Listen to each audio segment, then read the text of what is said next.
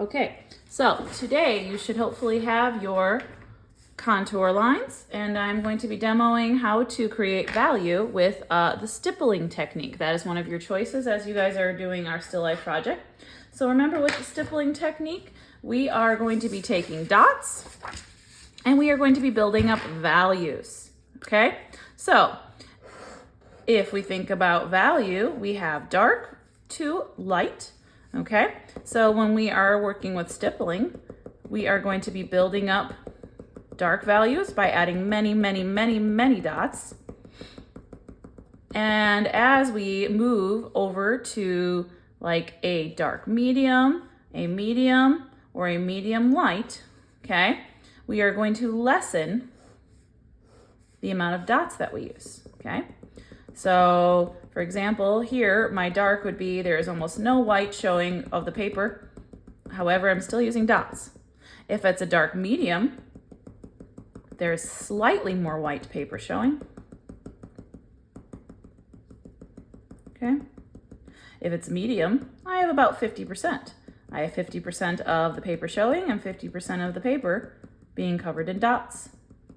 If I have a medium light, I would say it's more like 60-40, 70-30. So I have 70% of the white paper showing through and 30% of it being covered in dots. And if it's light, I have about 90% of the paper showing and about 10% of it being covered in dots, okay? So if you're someone who likes some statistics, that's a little bit of a reference for you. Stippling is really entertaining and I think it's very satisfying, but it does take time. So if this is one of the techniques you have chosen, I am going to suggest to you that you draw out your value shapes first and then create the stippling. So for example, in this picture, I am looking for my darkest value shapes and I'm going to be using a pencil to outline those. So I can see right here is a dark value shape. I can see right here is pretty dark. I can see here is pretty dark. Obviously anything in black is pretty dark. This is quite dark. This is quite dark. Okay, so as we've talked about value shapes, I am just going to, and I'm pressing a little harder than I would suggest you guys press, but that's just so you can see. Again, it's pencil, so I can always erase it, once I get to that point, okay? So what I'm doing here is outlining anything that I think is going to be my darkest value, okay? So obviously this paintbrush is very black, okay? This little scene, okay? There is a nice little shadow right here. I have my little seashell, which I can see I forgot to get in there, so let's just lightly sketch that in. Okay. Okay. So anything that I think is going to be my darkest value, I have outlined right now, and I'm going to be taking a black marker. Now remember, you can use a thin tip or a thick tip. Both of these will work. My suggestion would be, if you are working in those really dark values, you might need to use the regular Sharpie to help a little bit as far as just filling the space faster, okay? So if I go right here, I'm going to take this regular Sharpie and I'm going to start placing my dots.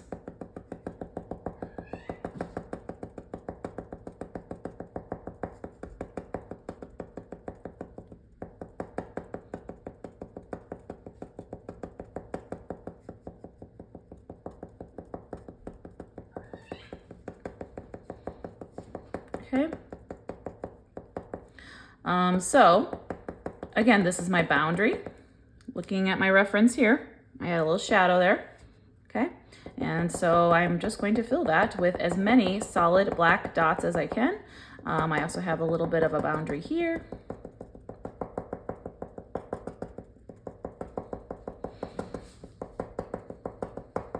And again, we're just working from the darkest areas of value to then the lightest areas of value.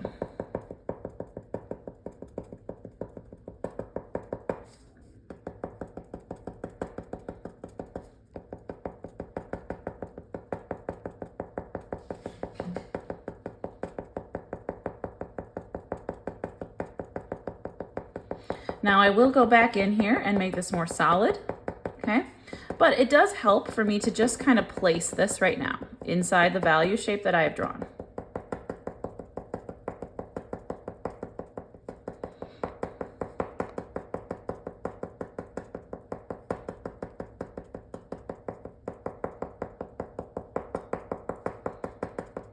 Okay, then I have a little bit of obviously this area. One thing you want to try and not do, even though it's tempting, is you really want to try and not draw lines if you are choosing the stippling method, okay? Because, you know, you're creating a rhythm, right? Or that repeated mark or shape by using the dots. And so if you disrupt that rhythm, you know, then it will look a little disconnected. Okay, so even though it's tempting to say, oh, I'm just gonna color this in black, you really gotta stick to it.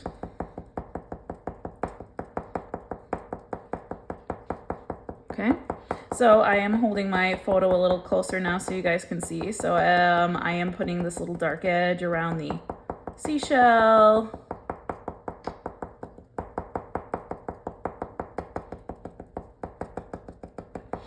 And I will use a skinnier like a marker when I get to, you know, those more dark mediums or medium light. I will do that. Now remember, this is one of your techniques you could have chosen, correct? And with any technique, our goal for this project is just to create value and form, okay, via the placement of our shadows and our highlights. Okay, so then I have a little handle brush here. Obviously, this is going to take time, right? Which is why we have the time that we will need. Okay, so at this point, I'm starting to see some of my shadows placed, which does help. So now I might take, for example, my thinner black marker, okay? And I might start here to create some of the gradients.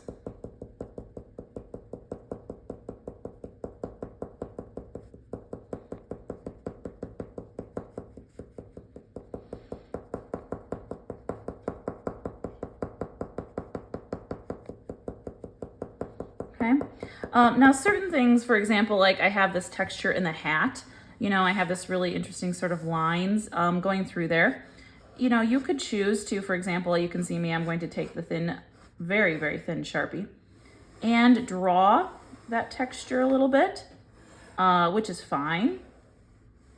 But I am going to use the stippling technique to then add the values to my lines and shapes, okay? So, as with anything in art, there's not always one right answer. It's whatever's going to work the best for you and whatever is going to help illustrate your subject accurately and interestingly.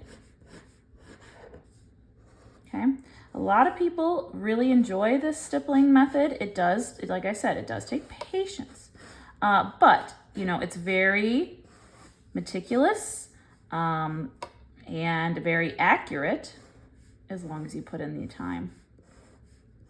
Okay, so I'm just kind of adding the texture of the little woven hat here because I felt like that would be a nice little use of rhythm. Okay, and if you feel like you somehow need to combine the techniques, I mean, that might be an artistic choice that you feel like is helpful to you. Okay, all right, so I've added a little bit of the texture there. I'm going to add a little bit of the detail in the seashell. Okay, again, I'm using a thin Sharpie here because I don't want to be too intense with these. I want them to just be there to help me lay out my shapes.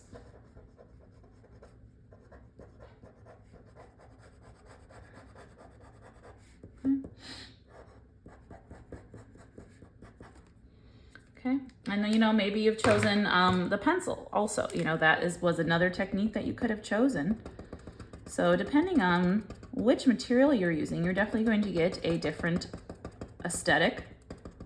Okay, I feel like the stippling method gives you much more of a pop culture graphic design sort of a look, whereas the value in pencil is a little bit more classic, a little more rustic sort of a look.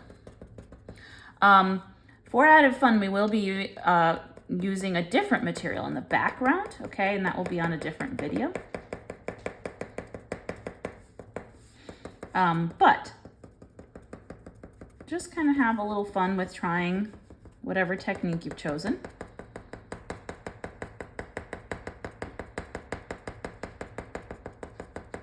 And you might have more simple shapes. For example, if you are, stippling and you're making a volleyball, okay, well, that's a spherical form. So that, is more of a simple form that you can find.